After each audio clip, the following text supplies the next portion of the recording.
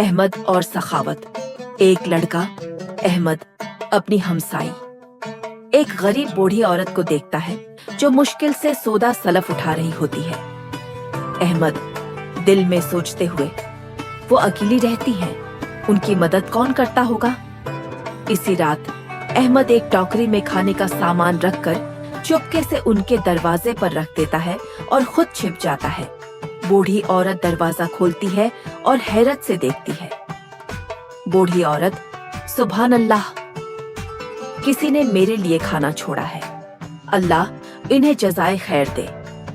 अहमद दीवार के पीछे छिपकर मुस्कुराते हुए धीरे से कहता है, नेकियां छुपाकर करना सबसे बेहतर होता है। हदीस मुबारकी।